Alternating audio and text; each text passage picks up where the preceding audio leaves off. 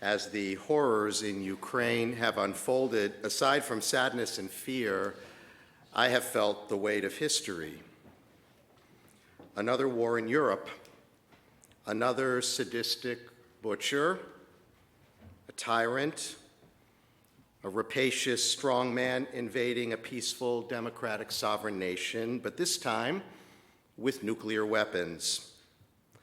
For the past decades, it seems that we've been lulled into a trance-like belief that after the carnage of World War II, modern Europe, land of old, new, and emerging democracies, would never again be consumed by scenes of conquest, of blown-up buildings, of so many innocent dead, and now 1 million refugees. That World War II was the anomaly, that the Enlightenment was the victory. But we now know that such thinking was both naive and absurd. We Jews know from authoritarian strongmen. We are history's favorite victim of their brutality. We might have thought that 6 million murdered, that the world having finally seemed to reckon with the Holocaust would mean the end of state-sponsored anti-Semitism in Europe. And that we now know is another myth. Putin claimed that conquering Ukraine was necessary because its government was in need of denazification, even though its president, President Zelensky, is a Jew whose grandfather fought the Nazis in the Soviet army, even though his other 3 grandparents were victims of the Nazis. This is the man Putin is accusing of being a Nazi. Ukraine is home to a large Jewish community, including an active Reform Jewish community. Our cantors are close dear friends with their rabbi, and through them, we have enjoyed a wonderful relationship over the years. Elena's brother and cousin are in Ukraine now. Both cantors have family and friends there and in Russia, and we pray hard for them and for them all. This past Monday, I read in the Hebrew Daily Haaretz that 5,000 Jews had petitioned the Jewish Agency to make Aliyah to Israel in 36 hours, because they know if Putin is in any way victorious, he will set his sights especially on the Jews, because they always do. There are 400,000 Jews in Ukraine, so I'm grateful for Israel, grateful that there is a Jewish state that will take them in, that will embrace them, that will welcome them as citizens and as family. I am so very grateful for the state of Israel. Israel's detractors are blind to our history. Those professors and students and public commentators from their safe and secure places have clearly never feared for their lives as Jews have.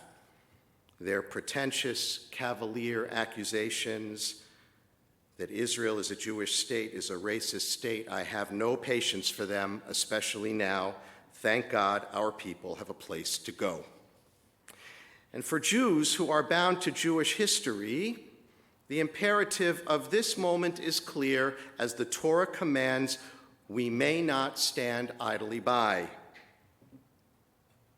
We dream of a world of peace, a world, as the Bible declared, where no one studies war, where no one is afraid, where justice is pursued. And our tradition teaches that we can build such a world, but Judaism and Jewish history forbid us from ignoring humanity's darker shadows. That there are savages among us, that there are monsters in human form. And of course, Putin is not the only one. Many are watching now. The Ayatollah, Jinping of China, Jong-un, Hamas's leaders, they're all taking note. They're all watching what we do next. First, Putin took Crimea, and he noticed that the West was aghast, horrified, full of condemnation, but actually did nothing. The West continued to buy their oil, take their money. Even now, we're still buying their oil, 100,000 barrels a day. Tyrants look for a moment of weakness. It's who they are. They cannot be appeased. They do not listen to reason. They murder. That's what they do. One of our members, Adam Schloss, sent me a story of a children's hospital in Ukraine that the Russians have been shelling. All the cancer patients, all children, hovering in the basement. A children's hospital with a cancer ward. There's no compassion in the tyrants' cold souls. Savagery combined with an insatiable appetite for power and control, that's all they know. And we Jews, we've always known this since the beginning of our history. The Torah reminds us that God told Moses at the very beginning that Pharaoh would never capitulate, that he would never listen. When God first spoke to Moses in the Midian desert from the burning bush, when he first called Moses to go back to Egypt to free our people, God told Moses this. He said, "I know that the king of Egypt will let you go only because of a greater might. So I will stretch out my hand and smite Egypt with various wonders, which I will work upon them, and then he will let you go." Madmen like Pharaoh and Putin, all they know is power. Israel knows this. The only thing that inhibits the Ayatollah and his satellites, Hamas and Hezbollah, from a full-scale attack on Israel is Israeli power. Israel has never started a war, never. But that Israel would use its power to protect its citizens with overwhelming force if necessary is the only language they understand. There's no reasoning with strongmen. There's no appeasing butchers. How many rivers of blood have flowed because otherwise thoughtful leaders like Chamberlain believed they'll stop once they conquer that small piece of territory. That will be enough for them. That's really all they want. They won't stop. They never stop unless they are stopped. This is the sad, dark lesson the world has to learn now from our history, and we Jews, we know this better than most. Not exactly an uplifting message. Nope. The Torah has always taught that human beings, we are capable of soaring inspirational decency, of bringing justice and light and security to the dark places, but it is also human beings that create those dark places. And when they do, we have an obligation to protect the innocent and to vanquish evil. Last week after the fighting began, I was in upstate New York visiting my family, and my sister and I were talking about how little we know of our family's own history. We know that 3 of our grandparents were born here, and we know that our paternal grandfather came from Eastern Europe, probably the Pale of Settlement, but we don't know where because he would never tell us.